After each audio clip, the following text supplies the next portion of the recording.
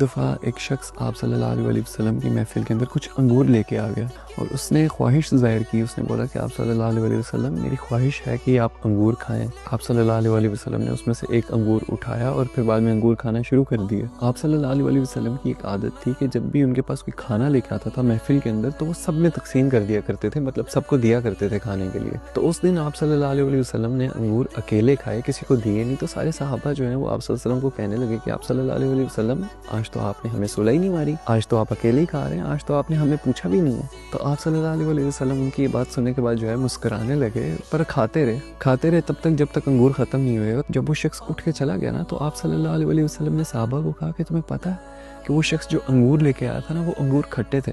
میں نے تم لوگوں کو اس لیے کھانے کے لیے نہیں دیے کہ اگر تم لوگ کھاتے اور تم لوگوں کے چہرے اتر جاتے تو کہیں تمہارے چہرے اترے دیکھ کر اس کا دل نہ ٹوٹ جاتا. تو بات یہ ہے کہ اگر ایک انسان کے دل کا معاملہ اتنا نازک ہے، اتنا قیمتی ہے، تو انسان کو احتیاط کرنی چاہیے. اور آپ صلی اللہ علیہ وسلم نے فرمایا کہ تم میں سے اچھا مسلم وہی ہے، اچھا مسلمان وہی ہے کہ جس کی زبان اور جس کے ہاتھ سے دوسرے مسلمان محفوظ رہیں. اور اس پر تو ہمارے بزرگ بھی فرماتے ہیں، کہتے ہیں کہ دنیا کے اندر کوئی چیز اتنی میٹھی نہیں ہے جتنا انسان کی زبان سے نکلا ہوا ایک میٹھا بول ہے.